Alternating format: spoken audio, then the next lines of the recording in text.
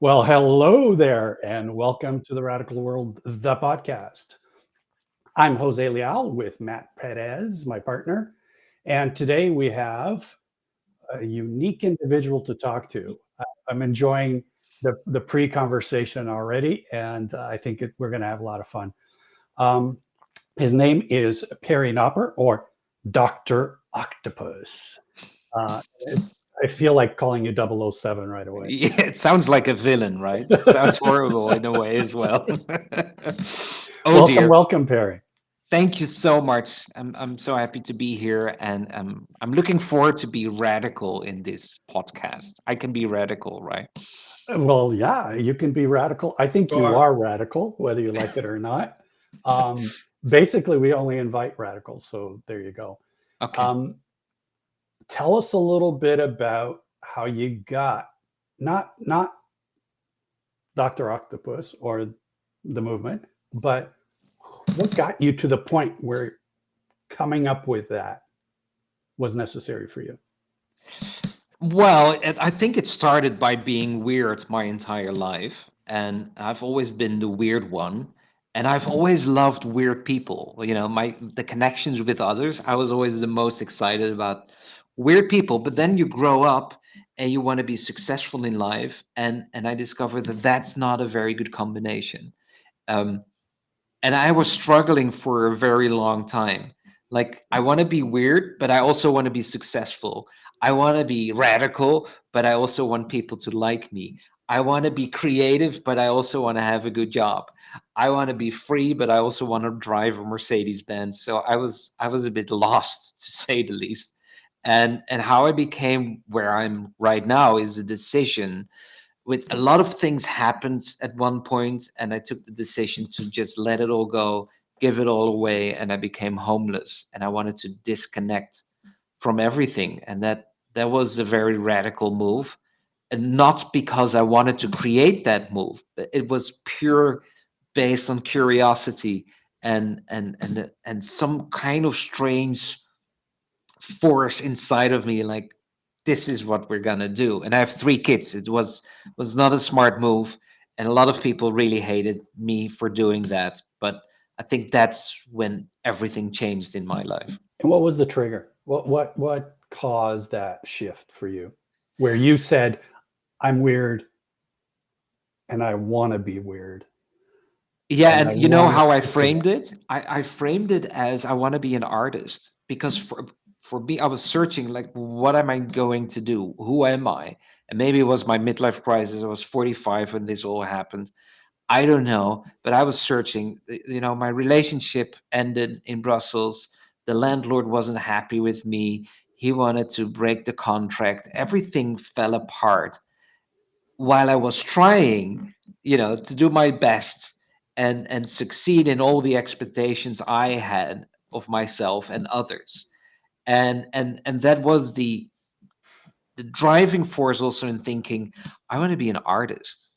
I just want to be an artist because I have a feeling that I can be myself if I can be an artist. Because, what is art? There are books. I have all these books about the explanation of art, which is just phenomenal. That you can read that and they can't make up their minds what art is. So I want to be an artist. If art is very nonlinear, then I want to be an artist, and I want to create art, and I want to create things. I don't want to consume. I want to create. I want to build beautiful things. And yeah, and that's what happens. And the homelessness really helped, but I think we need some suffering in life from time to time to really get somewhere. It sounds like a cliche, and I'm listening to myself now. I'm thinking, oh my god, look at this guy, and so many people now on social media are sharing, like, I found it and this is the way to go, and giving advice to everyone. um I don't want to be a part of that. I just want to create. I just want to build something beautiful. And I always say to people, don't listen to advice, do it your own way. Don't use a system or a method. Just create what you want to create. And that's what happened. And so then Dr. Octopus emerged one day Yeah. from underneath the sheets, and you looked yourself in the mirror and you said, "What the hell?" What the hell? What the hell am I doing? After 7 months of homelessness, I got into a house. I saw my kids again. So happy. And these little monsters were sitting on my couch and so happy. And we were so thrilled to be together again. And I was thinking, holy shit, I survived this. I didn't have anything, no car, no bank account, no phone, nothing, just a bag and my dog, and that's it. And I discovered that nothing really changed. So everything here stayed the same.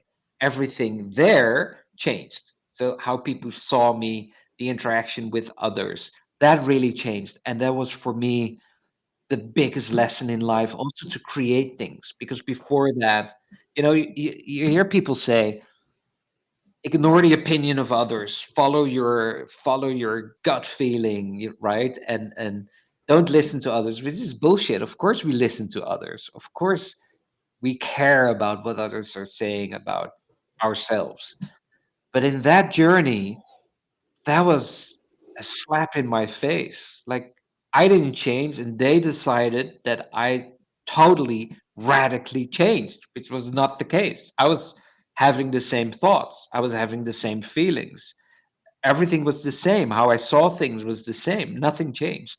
And after 7 months, I thought, okay, if I can survive this, then I can be an artist. Then I can do whatever I want to do. And I want to create a global nonprofit that creates the awareness of all these weirdos in the world. And I think if we combine them all together, then we can create something beautiful. And what I say, weirdo. So people that are very nonlinear, people that are thinking slightly different, are very proud to call themselves weird. And in the normal world, to be called weird is not a positive thing. But for people that are very creative and think in a different way, weird is a compliment. So I have to say that in advance, otherwise people are thinking that's not very kind of him to talk about weirdos. But we love to be called weird. We don't want to be Well, normal. yeah, I thought you were describing us. That's why As I, being I, weird, I just right, nodded and Jose? agreed. Yeah, of Yeah. course. I think you've got us pegged. And that's how it started. And I thought, let's create this awareness. And I started with 50 people, and no business plan, no blueprint. And I remember when I was homeless, at one point I was standing in the living room of my girlfriend and saying, it's so clear to me now. It's so clear. And she said, what, Perry? Tell me. And I said, I don't know. I can't describe it, but the feeling is very clear. And she said, that's weird. I said, oh, you haven't seen anything yet. Prepare yourself. But that was the discovery in myself, that we have a very nonlinear brain living in a linear world. And what I want to say with that is, when we're born, we're uh, amazing humans. NASA, during the space race, was doing research, asked the consultancy firm, they were looking for the most brilliant creative minds. Where are they? We need them in the development and getting somewhere. And this consultancy firm did research, and they found out that 98% of the 3 to 5 year olds are creatively brilliant kids. And they also interviewed 180,000 31-year-olds average age, and only 2% of them were creatively brilliant. So there's no linear 2-year-old. Someone in the movement always says that, and I love that. There's no 2-year-old in the world that's linear, right? So we're all nonlinear thinkers. And I went to Philips in the Netherlands to ask for an MRI machine because I wanted to do research in how the brain is wired differently when you're very nonlinear. Of course, I didn't get an MRI machine. I was homeless. Who the hell is this dude? But they gave me access to their research team, and that's how it all started. Like, something is going on here. We have all these beautiful minds, and they're very nonlinear, and I can explain later why that is. But this world where everything is so linear, sometimes it disconnects so badly, and we need to do something. And if we look at two examples, education and leadership, two big topics, it's time to do something. And you cannot change anything when you're using the same kind of thinking, the same kind of people. Joe Dispenza is saying that 98% of our thoughts are the same every day. So if you're taking your management team out to do a brainstorm session to create something new, good luck, because these guys are always thinking the same thing, or girls, and it's not working. You need different thinking. You need out of the box, which I hate that word, but you need that. Um, Out of the box. Out of the box, radical thinking. You need radical thinking. We need radical thinking to change leadership styles in today's world. We have AI coming in so fast. We need human intelligence. We need to talk about that. We need to discover how that all works. And we need radical thinking. We need different thinking. And we can only have that with nonlinear thinkers, in my perspective. So you're going to get to the research, but I think of the brain as a child. We find out that the whole brain is interconnected, and Mhm. everything's possible. And then as we grow older, people say this is the direction, and that's the direction, and that's the direction. You talk about linear. It's as if they say, here's the train tracks, get on that and keep going. And you can't diverge off the train tracks, not even a millimeter, right? You're stuck. Yeah. If you want to move forward, you've got to be on the train tracks and you need to move forward. And for me, that what we call fiat is the control system that keeps you on the train, that keeps you on the tracks. And so much of what we do isn't because it's not possible to jump the tracks. It's because we think that that's the only way forward, Yeah. right? That's the And pattern we've been built with. yeah. And I see that as an isolation of thoughts. It's conditioned there for so many years and so many generations. And it's almost like the point I want to make is that our thoughts is reality as we see them, but that's not the case. And we're so conditioned that this way of thinking brings us there, where that's not the truth. It's only our created reality, but we're all stuck in that path, and we're constantly motivating each other to stay in that way of thinking. You know, think about yourself. You're doing something radical, you're doing something completely different. And the first thing you will hear is from others saying, are you sure? And this is ridiculous. They share an opinion. I have a feeling that, when you draw a conclusion, it isolates yourself immediately in that package of thoughts. There is no opening anymore. And and Right. you need that. Some people ask me, what is nonlinear thinking, and I see that as the empty space between thoughts. I got that inspiration from music. Music is in between the notes, and I think nonlinear thinking is in between, in that empty space of thoughts, because these thoughts are so conditioned that you need to go into that empty space, and everybody knows what it is. You lost something, and then 2 days later you're taking a shower, and then all of a sudden it pops up. It's there, and you're thinking, where the hell is that thought coming from? Or you have all of a sudden an idea or a sentence if you're a writer, and then all of a sudden these words pop up, and like, this is the sentence. How many people are not taking notes on their phone when something all of a sudden pops up? That's nonlinear thinking.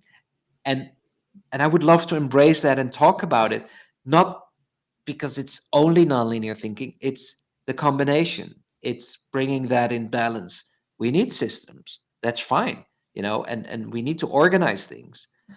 But can we also let go of that a little bit, please, and allow people also to be in that space? Because if at schools and university, if you're weird, and for instance you have neurodiversity, and you're on the spectrum, you have autism, and you behave totally different from the rest, the isolation of thought is to immediately put you in that corner. It's ridiculous that 80% of the people in the spectrum are not having the job they should have just because it's not aligned with these expectations. What the hell, right? Yeah. Yeah. It's but what are we doing? It's I don't get it, and it's very powerful. And I think, and then I will go to the research. But I think if we go to this space, we can solve issues. We can solve big issues. We can help organizations into innovation. We can solve climate change. We can solve hunger, well-being. We can focus on these areas. I think the solution is maybe even quite simple, but we're so stuck in that linear thinking that we think that the solution is only based on the linear thinking. Well, real innovation, if we look in history, it's always been based on the weirdos, Of course. right? Of course. Always. I wonder, Perry, if you agree with this. My sense is that we thinking it in people is dynamic, Mhm. and that the linear thinking is simply an external pressure that causes that linear thinking, right? When you say non-linear thinking, it's deconditioning ourselves to some degree to allow for that, for those dynamic thoughts, those dynamic ideas, those dynamic motivations to actually exhibit themselves without that second thought. Well, that's weird. Like I Yeah, shouldn't think that. That's wrong because that doesn't fit in the frame. yeah. All of those kinds of things. Does that make sense to you? Is that It's absolutely the truth, and it's so wonderful to embrace that because it's useful in everything. It's useful in your management team. It's useful in your, innovation department. But it's also very useful in your own relationship with your spouse and your kids. and Very yourself useful. and yourself? And yourself. And this is what I discovered. Because I was thinking, but why is everything so linear? There must be a reason for that. And first of all, I was reading this book and I met with the author. It's Nomads, and it took him 6 years to write this book because there are no monuments built by nomads. So there's no history talking about linear thinking. How awesome is that? So it took him 6 years to write this. And these nomads, inspire me a lot because the nomadic life is a very non-linear life. And then there were always nomads who would stay in a city and would specialize and stay at one point and do one thing over and over and be very good at that and create systems so they could grow. Again, I'm not against systems, but I want to understand why this is happening. And then I found this research document. It's called Chaos Management and Economics: The Implications of Nonlinear Thinking by the Institute of Economic Affairs. And they did research why maybe 80% is so linear. And it has to do with the fear of our own mind. It's it's the fear of understanding your own thinking. So if you don't want to explore your own fear in your own mind, then you want to make sure you stay in control, to put it very simply, this whole document. So what happens is if you have fear and you don't want to go into your mental state, you want to stay in control. You want to know what's happening next week and next month and next year. In order to stay in control, you create systems. You make things as linear as possible because then you can predict it. It's that simple. Yeah. Now, Command and control, command and predict. control, predict. And there goes the creativity, there goes the possibilities. Then you have very nonlinear thinkers, me. And why is it that I'm so nonlinear? Well, I have dyslexia, I have ADHD, and I'm on the spectrum. So I've heard my entire life that I'm weird as fuck, constantly. As a little kid at school, if I would hand in my paperwork, it was all red and like misspellings, and it was all bad. So I was constantly thinking, I'm doing something wrong. It's me. So I constantly have been searching into my own mind what's wrong with me. That creates the possibility not to be afraid all the time because I start to understand my own mind very well. While a linear thinker doesn't want to go there. And I'm embracing that because I need to know what's going on. And therefore, as a result, I can have chaos in my life. I can have chaos in my life. I went even homeless because I can embrace chaos. I don't mind chaos. I love chaos because it creates new opportunities. So that's the difference between linear and nonlinear thinkers. That you have a huge group of people that are wearing tight underwear and they're in line and they want to be, they want to be in control of everything. And then you have a group of people that's a smaller group that can allow chaos and be creative and innovative. But the problem is that that large group of linear thinkers are not always very pleased with the free souls, the free minds of the chaotic people, because that's something they're afraid of. So that's a clash. That's difficult unless someone who's very nonlinear gets linear result in its life, and we have many examples from that, then everything changes because then all of a sudden the linear world celebrates the brilliance of that nonlinear mind. Think about Steve Jobs with Apple, right? In the beginning, like who is this nutcase, and what is he doing? And we don't agree, and he got fired from Apple, etc. And then he succeeded, and then all of a sudden, everybody was celebrating his nonlinear brilliance, and now people are reading his books, watching his movies, and he's huge. But that hasn't always been the case. So I find that interesting to talk about. And indeed, Anthony, chaos is fun. I love Yeah, chaos. we're getting some comments from our audience here. Well, let me make a comment first. I I don't think it's chaos. It's just a different way of doing things. Mhm. And innovation, the real innovation, is the result of doing things differently.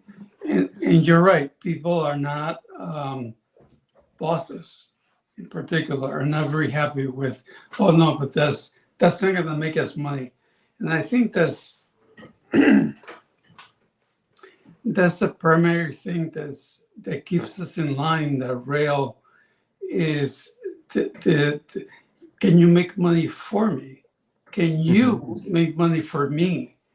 And when it doesn't happen, no, that's too weird. Let's put it aside. Um, but but I don't call it chaos on purpose because it's not. It's just a different way of thinking. Well, and essentially again back to it's a dynamic environment. Things are It's the moving. dynamic. It's Reality is very dynamic. dynamic. Yeah. Reality is Yeah. dynamic, and we can call it chaos because it to us, I think chaos sounds like something that's out of control. But Mhm. in reality, we have no control. The best we can do is play with the dynamic environment and react to it, respond to it, deal with it, not try to control it. Because when we try to control it, then we limit our options for what it is that we can do. But that's what businesses do every day. That's the If structure of you're our if you're society. if I can't control you, I'll fire you. That's Yeah. it. Yeah. Exactly. You go die If somewhere. if if if you're not manageable, then where do we go? Right? Yeah. Exactly. Exactly. Yeah. And that's what we mean. But I, on I the just other wanted, hand, yeah, one remark because it's about making money. I agree, but that different thinking is creating money.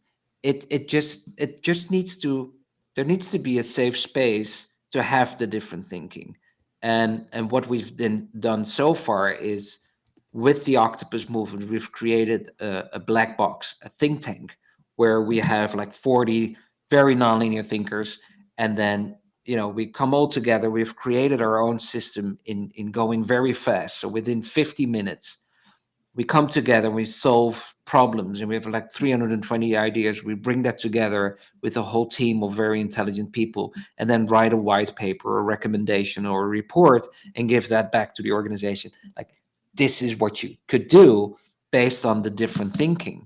And in that way, you don't have to hire a whole team of non-manageable people, right? You can still be safe and be in control, but you can link with a whole different group. And I think today with AI, which is so linear and so beautiful and so well made, you need that different thinking. You need that human intelligence to combine that and create something awesome. And I'm not saying that if you need different thinking, you have to go to the octopus movement. You can, but you can also start thinking about creating your own think tanks, not necessarily with your own staff, but maybe in a community, or you create some black box for yourself with people that are not on your payroll, but freelancers that are different thinkers. There are possibilities, there are solutions to go there, and it brings in money. If I see what we've done for startups and big corporations in sessions of just 50 minutes, I've seen management meetings of 2 hours that doesn't bring anything, and Right. then we do a black box of 50 minutes and it changes everything. Like, I'd, there's let's I'd not love to. waste any time, I'd right? love to learn more about the octopus movement, which we really haven't talked about yet. And Yeah. you're talking about some of the work that you do, but I want to acknowledge some of the folks that have made some comments here, because before we sort of move on from the nonlinear thinking, not that we're moving on from it, but we've established really what it is that we're talking about. We've got a comment from Karen Ziegler, who just commented about, let's stop thinking that our dynamic thoughts are weird, and let's start questioning the linear thoughts. Hmm. It's Right. weird. It's weird. Yeah. Right, let's do that. And I think that's right on. And Anthony and Mohit, thank you guys for your comments. The idea that, as you said, and as Anthony said, that nonlinear thinking creates a lot of value. To me, it creates much more value than linear thinking does. Yeah. Right? Because the value of evolution isn't repeating the same thing over and over and over again. That's stability, right? And we need stability as well, Of but course, that's it. and stability provides us with the ability to know what's happening tomorrow. But then, how do we move beyond tomorrow? And we need stability to be nonlinear as well. I like to see it in linear smart and nonlinear smart. You need to be. It's wonderful to have your studio, Back to and dynamic. and you're safe and you can be creative there, right? There needs some stability in your life in order to have that space. So we need that. It needs to dance together. And I'm using this mantra of Timothy Leary always. He used turn on, tune in, and drop out, but I added some things to it. It's turn on your nonlinear thinking, please. Be aware of that, and tune into the human mycelium. I will explain later what that is, and drop out of the laws of thought.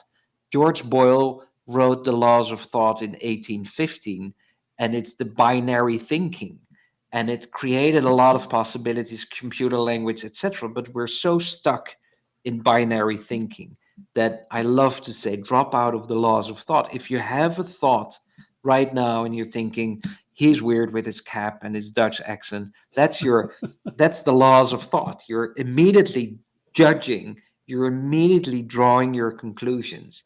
And you need to be aware, you don't need to be aware, but be aware of the fact that you can step out of that, and it serves you well if you can do that. It's that simple. And within the octopus movement, we don't have any rules, and I'm so proud of that. The diversity is awesome. We don't need to talk about that. We don't have any rules. We don't have a blueprint. We don't have a business plan. It's organic with systems. Because when we started with the think tank, the first year we just played around, nothing happened. And we needed a system structure in that think tank based on the nonlinear brain to really create something awesome within 15 minutes. So that's what it's about for me. It's that organic flow of everything, and then adjusting with some systems and some rules, and also a lot of space not to have any systems and rules, so that can work together and dance together and create something beautiful. I like to say that it's not about the rules, it's about the tools. Hmm. And the tools for me, in part, are protocols, Yeah. because a protocol is something I adopt and you adopt. It's not something that I impose on you. No. It's not a rule. No. And if we agree that's a good way to do this, then it helps us both. Then And, fine. and we Right. own it. And we Yeah. own it. But when I say to you, this is the way you must do it, right away you're like, I'm not sure if that's the right way. Even if No. it is, it doesn't feel right. Right? And it limits the possibilities, Jose, Exactly. because sometimes I think, we set a goal, and again, it's a trend. That you have all these courses online, and people helping. This is where you want to go. You want to have 1 million followers. You want to have $1 million on your bank account, whatever. And then this is your end goal. You need to focus, and then this is the method going there. But it feels to me that it could be a form of self-hypnosis. It blinds you. Like, this is what I Yeah. need to do. I need to stay on this line. I need to use this method, because then I will get there. But maybe you will go much further if you open up things, right? Maybe this is not where you should be going. Maybe you should be going the other way. That is much more interesting and much more successful for your organization. We're in that way self-hypnosing ourselves constantly. Like, I need to stay here. If I want to have followers on social media, I need to post 4 posts a day, and I need to do this and I need to do that. And it's not working. It doesn't work that way. Of course, there's systems that work that way, but it's questionable. And I find that a form of self-hypnosis, that you're Well, missing out it on doesn't. possibilities. It may not work that way for us, but it may work well for somebody else. So my son, my 40-year-old son, not a little kid, 42, and he has this rule in his head that he says if he doesn't get a video done by 6 o'clock or whatever, that he won't do it again. And of course, he throws everything aside and goes into that video for that one video. Yeah. That's the thing. And then next week is another video about something else, but it's the same rule. It's the same. If I don't get done by 6 o'clock, I'll never do it again. I got to do it before 6 o'clock so I can do it again. So the value of nonlinear thinking, the value, Karen says something that I really liked. She said, Karen Siegler, instead of questioning our nonlinear thoughts that come up, we should question the conditions, Hmm. the conditioned linear thoughts. Are they still true? Are they still relevant? Is there evidence that they're not true, etc.? Every one of us is unique. Every one of us is unique. And what works for you doesn't work for the other ones. What we came up with is 5 things. I say 3, and Jose says 5, but no, it's 5 things. The first one is about the person, Hmm. meaning and belonging. Yeah. Are you somebody blocking me for things that mean something to me? Hmm. And that do I want to belong to a team? And it may be that I like them all. That's not the problem, but I have to feel like I belong there. The other one is for organizations, decentralization and transparency. In other words, if you don't have transparency, you don't have anything. If I tell you some things, I'm the boss, of course. I tell you some things, and I tell the other guy certain things. I tell somebody else certain things. that's not the thing. Is to put it all out there and let people pick up what resonates with them, and decentralize in the sense of making decisions and things like that. Your decisions will work for you, Yeah. but may not work for me. So No. okay, you go with that. Um, your mission innovation, for example, and innovation is the kind of thing where we want innovation, says the boss, say the bosses, but but not that one, not that one, not that one. Not, oh, let's do that one, and that one is not innovation; it's just tweak. Yeah.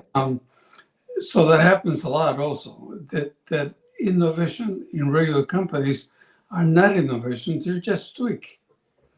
Because it's safer, right? Because because it's within the box. It's much safer because it fits the box. It fits yeah, in line, and we're still in control. I get and that. you're still in control. And Yeah. and so we have to change this. And the other thing is experimentation. Mhm. That's the last thing. The practices. People ask about practices. Experiment, Yeah.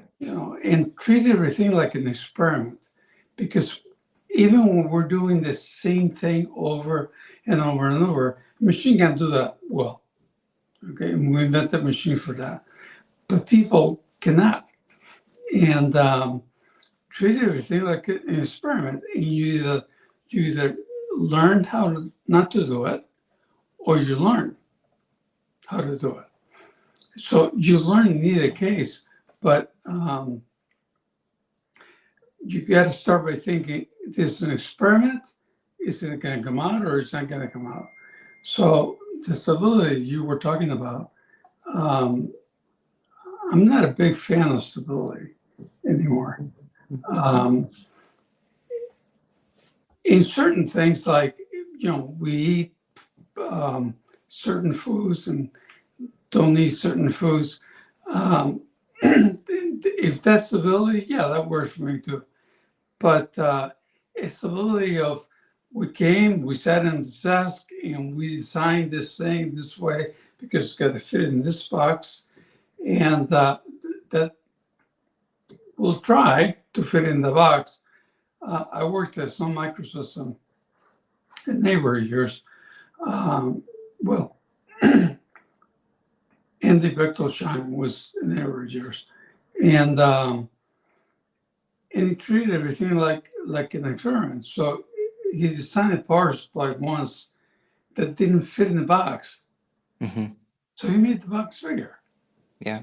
Big deal. Um, and that's how he made it work. So the point is that I feel that you have to have some rules, some not even rules, just guiding posts, and go with those. But if it doesn't work for you, don't don't adopt them. That's all there is to it.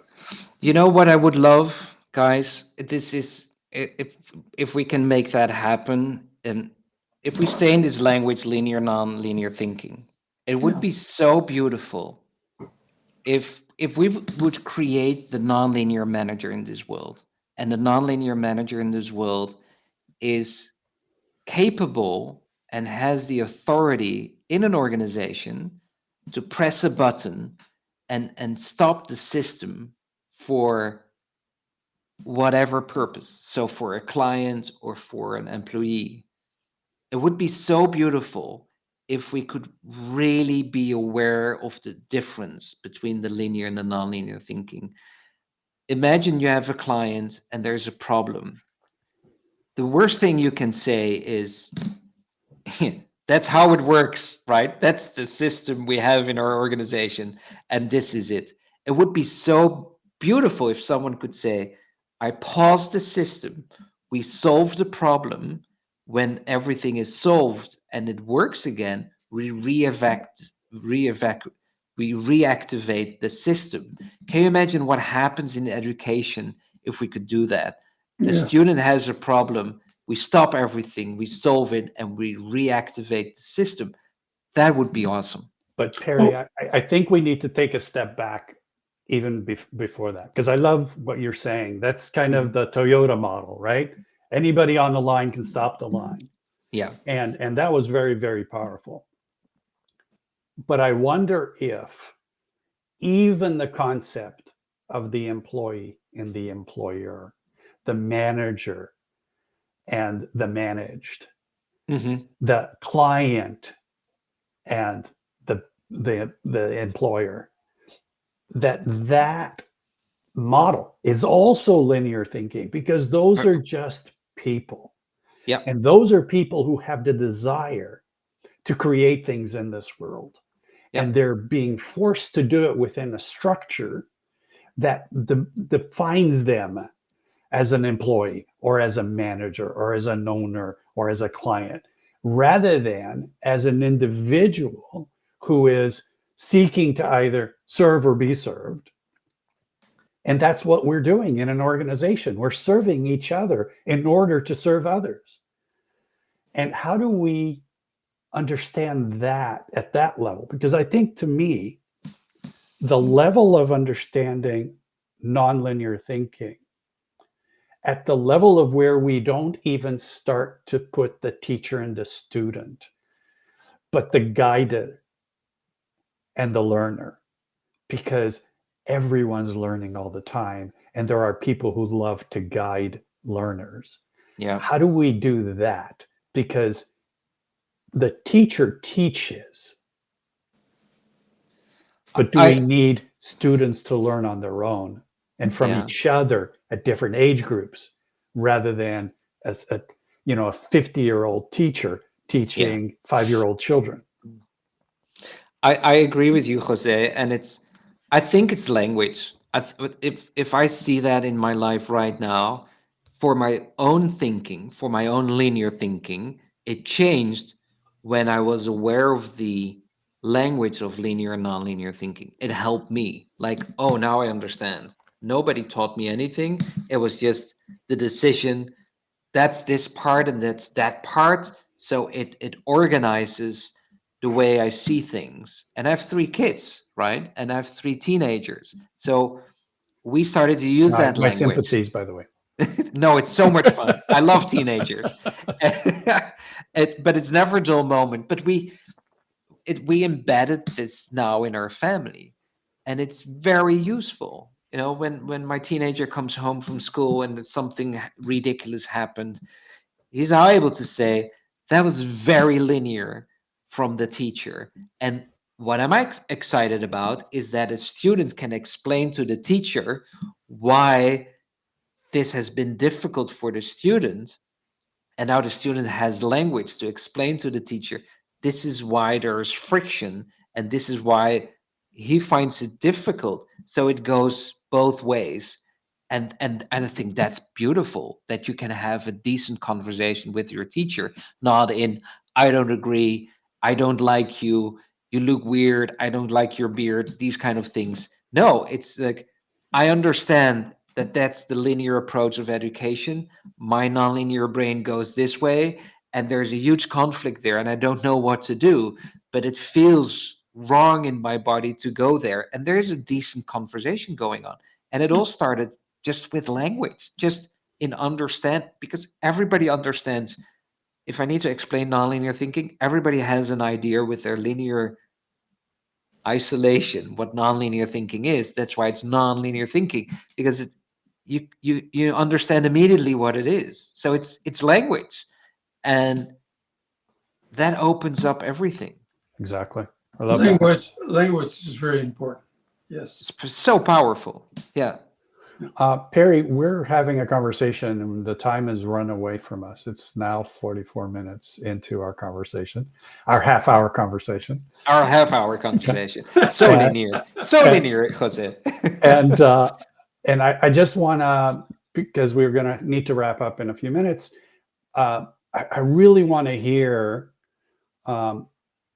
Octopus comes about, and you identify with, I want to be weird, I want to be something that stands out, and I'm okay with that. I like that, and I want to now find the others. Yeah. So tell us a little bit about how you found the others and what the others are doing and what's the goal and objective of the others and you. The goal of the Octopus movement is to bring 1 billion nonlinear thinkers together. Let's start with that and create some change. So Be you think small. radical. Yes, very small. And then what happens is that you create a safe space where people can be themselves, where you don't have to wear a mask because you're different from the others. And it works so beautifully. We call it the human mycelium because in the beginning people were saying, "Oh, you're building a community," as like, that doesn't feel good. Community. It feels like you have to wear a badge and you go in and out of our community, or when you leave this space, you're no longer in the community. That's not what I want to create. This is a global connection between people. And I was watching a documentary of Paul Stamets, and he was talking about fungi and the mycelium, how in nature everything is connected and supporting each other. Like, but that's what we already have. But we don't learn anything about that. So we're not creating anything new. We're just using this language, Exposing it. exposing what's already there. And Exactly. that's what's happening. So in the Octopus movement, people are coming together from all over the world, from all different backgrounds. Again, there are no rules, there are no expectations, and everybody danced with each other. And these connections are made, and there's movement, there's constant movement in development, in creation, and I love that. It's just so beautiful. And some people say it's weird not to be the weirdo anymore. It's weird not to be the strangest person in the room anymore. Now, if I'm in the Octopus movement, there are other people that are stranger than me. And I heard some people saying that they really had to adjust about that. But now they can just communicate how they want. They can just think very fast. We have brain lunches where we invite people to do a 60-minute deep dive into a topic. It goes fast and deep and different than the system requires to do a 60-minute talk about something. It goes from all directions, and it's awesome. People can be themselves, and there's freedom, there's happiness. And it sounds ridiculous as I say it like this, but it's beautiful. People, how cool is it not to be masking yourself and meet other people and talk about all kinds of stuff and make connections and grow. I think it's awesome. Sounds awesome. Sounds Yeah. awesome. Thank you for doing that, because that sounds to me like a piece of the puzzle moving forward. Yeah, We I need think to so. we need to figure out how to be ourselves, and not just how we think, but who we are. No. Because who we are is fundamental to how we connect. Yeah. Just as mycelium have different roles and play different aspects of that mycelium network. Yeah. So do we, and we need to put ourselves in the right flow of what's happening in and out. A very quick example, if I may, 1 minute, less than a minute. We have Sure, that's what they always say. we have a founding members group in the middle of the Octopus movement. And what I love about that is that they're all connecting with each other. And people are meeting each other in real life, and they send me pictures like, oh, we met a bunch of other octopi, and they're setting up meetings. So the Octopus movement is not creating meetings, they're doing it themselves. And that's what I love about what's happening here. And then I got a message that one of the founding members is working together with the other founding member. And like, how do you know each other? I'm like, oh yeah, it doesn't matter how they know each other. Of course, it's all interconnected, and that's the Exactly. human mycelium. And we should celebrate that. We should do something with that because it's very powerful. And then it doesn't matter what kind of background you have, if you have a beard or not, and how you're educated and your upbringing, and all that becomes irrelevant because we're all humans, we're all one of one. That's it. Well, Very simple. we all fit the beard piece, but you should have told us that we were doing the hat thing I today. only have a mustache. Well, you have half a beard. A little bit of beard. And I saw the hats of Matt, so I was Yeah, thinking, yeah. oh, I We need should to have wear all a we hat. should have all Yeah, done Oh, the hat. hats, yeah, yeah. yeah. I love hats. He has one more. I just gave him one this weekend. So It's up there. yeah, I It's, see it. I see 1, it. 2, 3 from the bottom. It's the third one, right in the middle. That Yeah. it's got good positioning. I'm glad of that. I love that there. Yeah. Barry, this has been awesome. Thank you, man. Thank you for telling us about what you're doing, telling us about how you see the world. Because honestly, one, it's very radical, and two, it's very consistent with what we're doing. And the more, Yeah. whatever language we use, the more we all push at the edge of this box, the longer it will. The less time it will be before we're on the other side. Yeah. And that's where we really want to be. So lots to do, and it sounds like you're doing some of that, and we need to cooperate and do more. So looking forward to hearing more. Maybe we'll have you back in a couple of months or 3-4 months, and just you catch open? us up on what's going on. Are you open to that?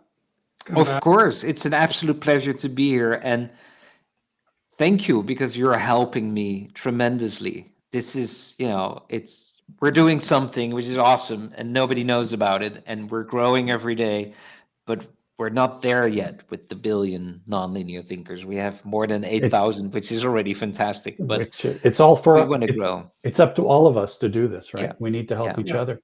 I would So love thank you to- so much for that. Thank you for Absolutely. doing this. And we'd love to talk to your community as well, because the work we're doing. So Cool.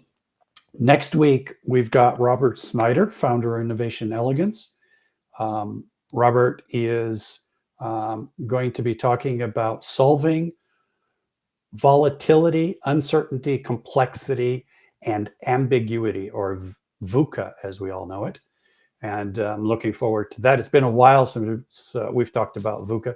It was on the top of everybody's tongue for a while there, and it's been a while since we've talked about it. So interesting to hear how that goes.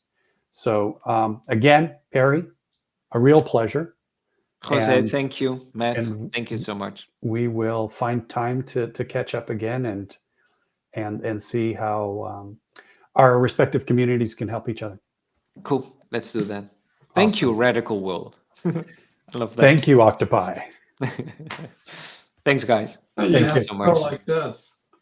Yeah, we do this sometimes, Octopi, like yes. 8 arms, and we're celebrating the 8 arms. Eight, Yeah, eight. Eight, yeah. eight. And we're off.